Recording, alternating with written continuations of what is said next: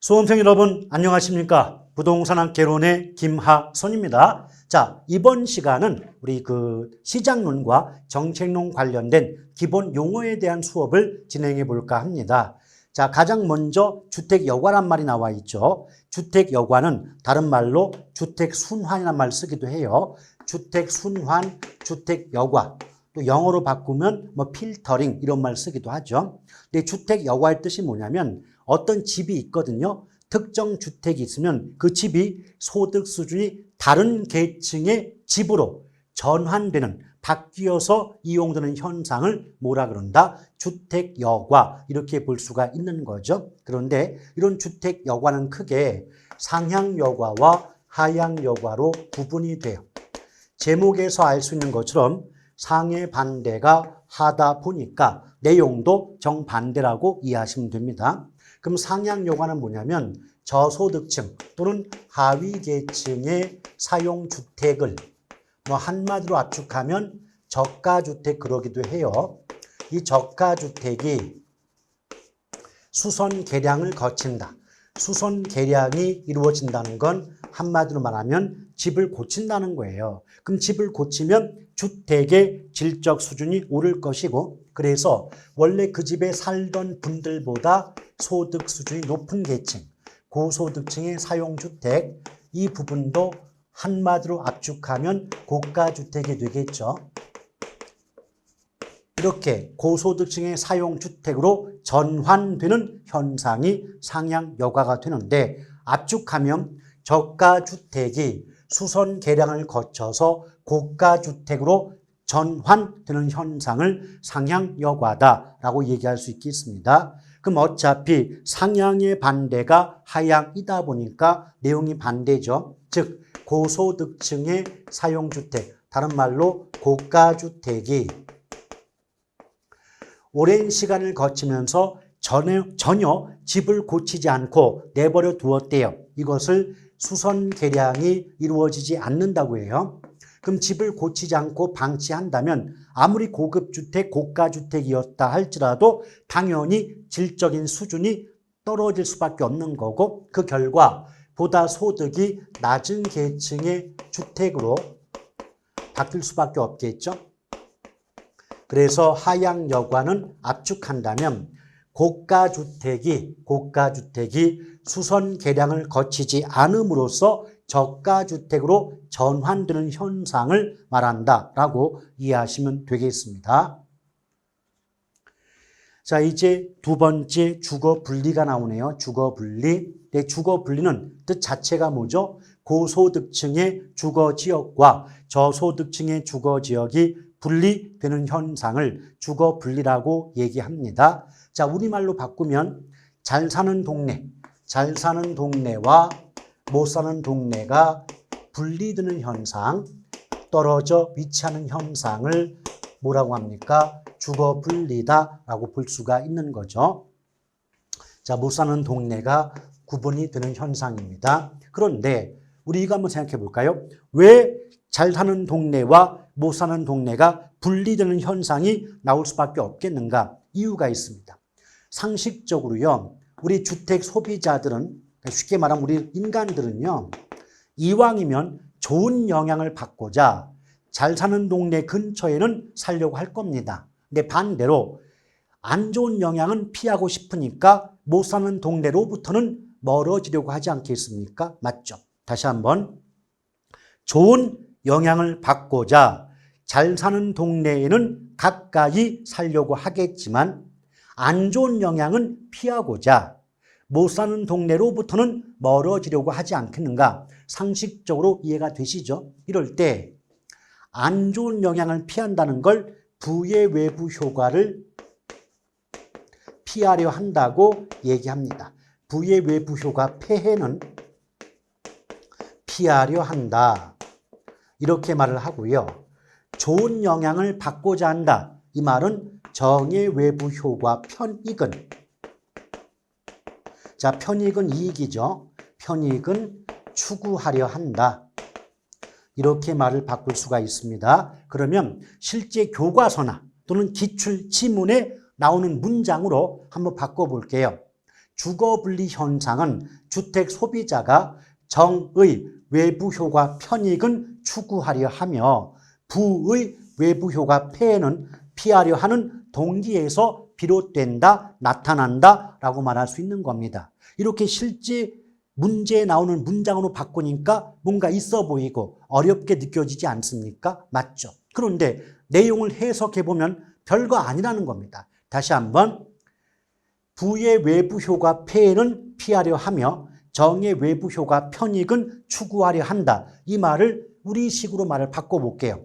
그럼 주택 소비자 입장에서는 이왕이면 좋은 영향을 받고자 잘 사는 동네 근처에 살려고 하겠지만 안 좋은 영향은 피하고자 못 사는 동네로부터는 멀리 떨어져 살려고 하지 않느냐. 그런 현상을 주거분리라고 하고 이 말을 예쁘게 포장할 때 정의 외부 효과 편익은 추구하며 부의 외부 효과 폐해는 피하려 한다라고 얘기하고 있는 것이고 이렇게 출제가 되고 있다는 겁니다. 아시겠죠?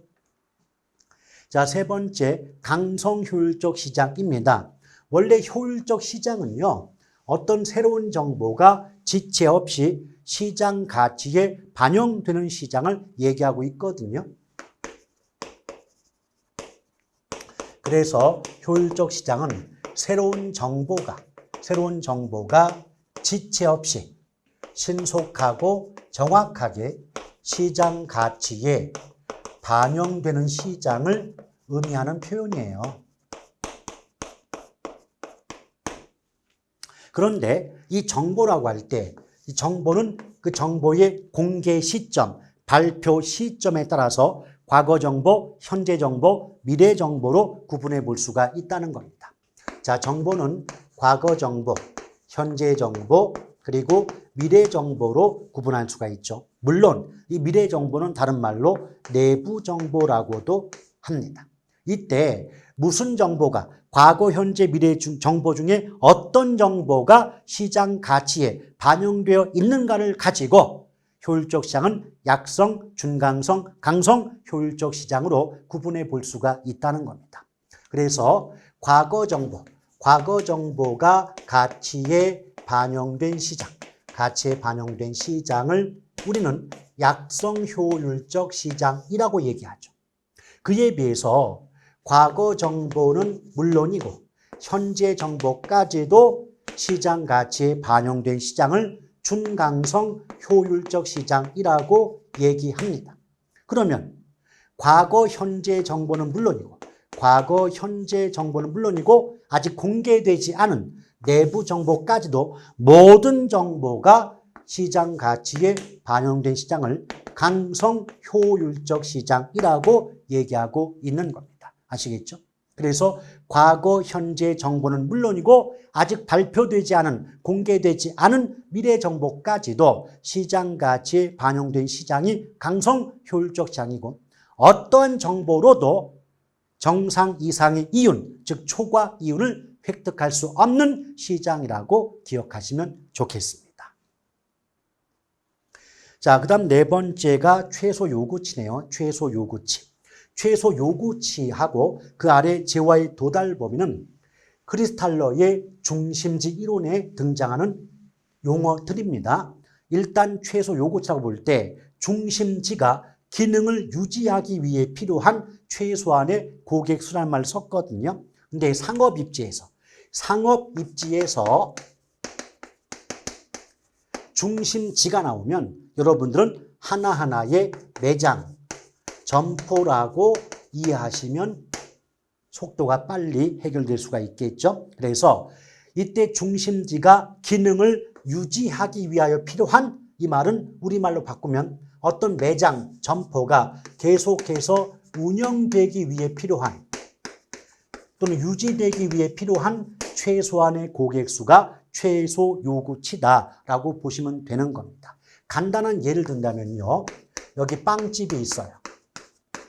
내 빵집도 빵이라는 재화, 상품, 물건을 공급하는 기능을 갖는 공간, 장소라고 볼 수 있기 때문에 빵집도 하나의 중심지라고 볼 수 있는 거거든요. 그러면 이 빵집의 주인, 곰돌이가 곰돌이가 담배 한 대 피면서 혼자 이렇게 독백을 합니다.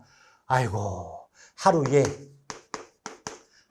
고객 10명은 팔아줘야 유지가 될 텐데 이거 하루에 한두 명 구경하기도 어렵네. 이러다가 망하는 거 아니야? 이렇게 혼잣말을 하더라 이 말입니다. 그러면 빵집 주인 곰돌이의 혼잣말을 통해서 빵집이라는 중심지가 매장이 점포가 유지되기 위해서 운영되기 위해서 망하지 않기 위해서 필요한 최소한의 고객 수가 10명임을 알 수가 있지 않습니까? 맞죠? 이 최소한의 고객 수를 크리스탈로는 최소 요구치란 말을 사용하고 있었다는 얘기입니다. 아시겠죠? 또 재화의 도달 범위는 다른 말로 재화의 도달 거리라고도 하는데 역시 빵집 얘기해 볼게요. 그럼 빵집에서 공급하는 재화가 빵이겠죠. 빵집에서 공급하는 재화, 상품은 빵일 것 아닙니까? 맞죠? 근데 빵의 도달 거리가 100m라고 가정해 볼게요. 그러면 생각해 보세요. 빵이 스스로 100m를 이동할 수 있는 건가요? 아니잖아요. 빵의 도달 거리가 100m 이 말은 그 빵집으로부터 100m 안에 있는 고객, 소비자들은 이 빵집을 이용할 거라는 의미가 되지 않겠습니까? 이해 가시겠습니까? 그렇죠? 그러면 100m 안에 있는 고객은 빵집을 이용하겠지만 100m를 넘어가면 100m 밖에 있는 소비자들은 이 빵집 이용한다 안 한다? 빵집 이용 안 하겠죠? 그러면 이 100m 지점에서 빵이라는 재화의 수요량, 수요 수준이 0일 수밖에 없는 거죠. 이렇게 특정 중심지가 공급하는 중심 기능에 대한 수요 수준이 0이 되는 위치를 재화의 도달 범위, 도달 거리라고 얘기하고 있는 겁니다. 그러니까 우리말로 바꾸면 재화의 도달 거리까지만 물건이 팔리고 그 범위를 벗어나게 되면 물건이 안 팔리는 그런 위치를 재화의 도달 범위라고 이해하시면 쉽지 않겠나 생각이 듭니다. 그 다음 이제 산재성 점포가 나오는데 점포는 크게 집심성 점포, 또 집재성 점포, 그리고 산재성 점포, 나머지 국부적 집중성 점포라는 것도 있는데 그건 어차피 시험과 전혀 무관하니까 신경 쓰지 않으셔도 돼요. 일단은 집심과 집재, 산재 구분하는데 우리가 말이죠. 모든 용어, 단어가 한자이다 보니까 뜻이 있거든요. 그럼 모든 단어 속에 집이라는 글자가 붙었다. 이 집은 한자로 모일집이에요. 모일집. 한 곳에 모인다는 뜻이거든요. 그럼 집심이건 집재건 어떤 점포가 한 곳에 모인다, 위치한다는 의미를 담고 있는 거죠. 다만 차이점은요. 심은 이 심이라는 글자 자체가 중심을 의미합니다. 중심. 그래서 집심성 점포는 어느 지역의 중심부, 어느 지역의 중심지 또는 중심부에 입지하는, 위치하는 점포를 우린 뭐라 그래요? 집심성 점포라고 해요. 그래서 집심성 점포 얘기할 때는 중심이란 말이 빠지면 안 돼요. 중심자가 있어야 중심 심자를 쓸 거 아니겠습니까? 맞죠? 여기에 대표가 백화점, 영화관, 대형 서점, 보석 상가 등에 해당이 되는 겁니다. 또 집재는요. 점포가 한 곳에 모이기는 하지만 심자가 빠졌거든요. 그래서 동일 업종, 같은 업종의 점포끼리, 동일 업종의 점포끼리 한 곳에 중심부가 아닌 지역, 중심부가 아닌 지역에 몰려 있을 때 우린 집재란 말을 쓰죠. 그럼 동일 업종의 점포가 한 곳에 몰린다까지만 나와도 이미 집재성 점포가 답인데 여기에 가장 대표가 금융기관이에요. 금융기관. 예를 들면 내가 농협을 찾고 싶은데 주변에 신한은행, 하나은행이 있다. 그럼 조금만 뒤져보면 농협도 있겠지라고 생각이 듭니까? 안 듭니까? 들잖아요. 왜? 그런 금융기관은 한 곳에 모이는 성향을 가지고 있기 때문인 거죠. 아시겠죠? 근데 산재성 점포는 산이 흩어질 산, 분산한다의 뜻이거든요. 따라서 집재의 반대가 산재입니다. 그럼 분산한다는 건 한 곳에 모이면 불리하니까 흩어져야 분산 입지해야 유리한 점포를 산재성 점포 그래요. 여기는 대표적으로 뭐 소매 점포 중에서 뭐 편의품점, 편의점이라든지 동네 슈퍼, 목욕탕, 이발소 등이 이 속에 포함이 된다라고 이해하시면 되겠습니다.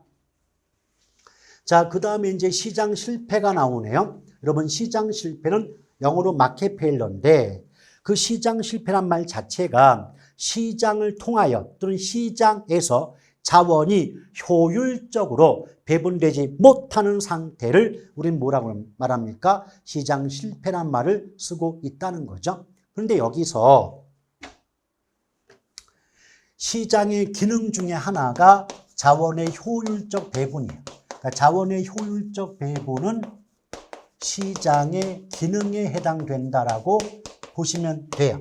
그런데 시장 실패는 자원이 효율적으로 배분되지 못한다. 즉 한마디로 압축한다면 자원의 비효율적 배분 상태를 의미한다라고 볼 수가 있지 않겠습니까? 맞죠? 그러면 자원이 효율적으로 배분되게 하는 게 시장의 기능인데 자원이 비효율적으로 배분되는 상태가 발생한다면 이것은 시장의 기능이 제대로 작동되지 못한다고 볼 수가 있지 않겠습니까? 맞죠? 그래서 시장의 기능이 제대로 작동되지 못하는 상태가 시장 실패고 그런 상태를, 그런 문제를 보다 신속하게 해결하고자 정부의 시장 개입이 필요하게 된다는 거죠. 그 결과 시장 실패는 정부의 시장 개입의 근거가 된다, 이유가 된다는 식의 문장이 자주 출제된 바가 있다는 겁니다. 자, 공공재가 나왔죠. 특히 이제 공공재 외부 효과는 앞서 보셨던 시장 실패의 발생 원인에 포함이 되는데요. 공공재는 사회 구성원 전체를 위해서 반드시 필요한 재화와 용역이죠. 재화, 상품뿐 아니라 용역, 인간의 활동까지 포함되기 때문에 구체적으로는 도로나 철도, 공항 등도 공공재에 포함되겠지만 교육, 외교, 행정, 국방 서비스 등도 모두 공공재에 해당이 된다, 포함이 된다라고 보시면 돼요. 특히 공공재는 두 가지 큰 특성을 가지고 있다는 거 알고 계시죠? 공공재는 소비의 비경합성과 소비의 비배제성 두 가지 특성을 보이고 있습니다. 근데 비경합성과 비배제성은 원칙적인 뜻이 지나치게 어렵다 보니까 뜻 자체를 물어보진 않기 때문에 걱정할 필요는 없지만 우리 정도의 수준을 낮춰가지고 좀 가볍게 말씀드린다면 비경합성은 한마디로 공동소비가 가능하다는 특성이다 라고 기억하시면 좋겠고요. 두 번째 비배제성은 대가의 지불 없이도 소비가 가능하다는 특성이라고 이해하시면 됩니다. 자, 외부 효과 나왔죠? 그럼 외부 효과 뜻, 어떤 개인의 행위가 시장 기구를 통하지 않고 시장을 통하지 않기 때문에 외부가 되는 겁니다. 또 상대방 아닌 제3자에게 의도하지 않은 이익 또는 손실을 초래할 때 이에 대한 대가를 지불하거나 지불받지 않는 상태가 외부 효과인데요.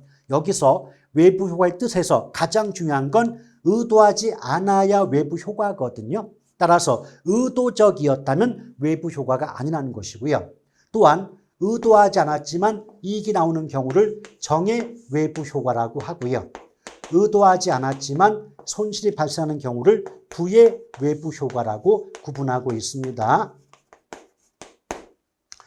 자, 이렇게 보시면 되겠고요. 그 다음에 토지은행 나왔죠. 자, 토지은행은 다른 말로 토지비축제도라고도 하고요. 정부가 토지를 직접 매입하기 때문에 정부의 시장 개입 수단 중 직접 개입 수단에 해당이 된다라고 보시면 돼요. 근데 여기서 단어를 잘 보세요. 은행이다, 비축이다. 이 단어를 통해서 느끼는 이미지, 뉘앙스가 뭐냐면 지금 당장 쓸 게 아니라 이런 뜻이 되겠죠. 그러니까 보다 토지은행제도, 토지비축제도는 지금 쓸 땅, 나중에 쓸 땅, 나중에 쓸 땅입니다. 지금 쓸 땅이 아니라 나중에 쓸 땅을 사전에 미리 대량으로 매입해서 비축, 보유하고 있다가 나중에 땅이 필요한 사람들에게 그 비축한 땅을, 가지고 있던 땅을 팔아먹거나 매각, 빌려주는, 임대해주는 제도가 바로 뭐다? 토지은행 또는 토지비축제도다라고 보시면 되겠습니다. 그래서 사전에 대량의 땅을 보유하고 있다 보니까 토지가 필요한 사람들에게 적절한 시기에 대량의 토지를 보다 싼 값에 공급할 수 있다는 게 토지비축제도의 가장 큰 장점일 수 있는 거고요. 또 토지비축제도는 시행 주체가 토지주택공사예요. 그래서 토지주택공사가 토지은행제도를 시행하고 당연히 비축한 토지의 관리 역시도 토지주택공사가 담당한다고 기억해 주시면 좋겠습니다. 자, 이렇게 해서 가볍게 기본적인 용어 몇 가지 정도 설명해 드렸고요. 자, 이 기초용어 수업이 가장 중요해요. 왜? 말뜻을 정확히 알고 계시면 나중에 공부할 때, 본격적으로 공부하실 때 굉장히 큰 도움을 받을 수 있다는 얘기입니다. 그래서 이 기본 용어를 소홀히 하지 마시고 열심히 읽고 쓰고 맛보고 또 복습함으로써 내 걸로 만들어 주실 노력이 요구된다고 볼 수 있겠죠. 자, 이번 시간도 대단히 고생 많으셨고요. 다음 주에 다시 뵙도록 하겠습니다. 고맙습니다.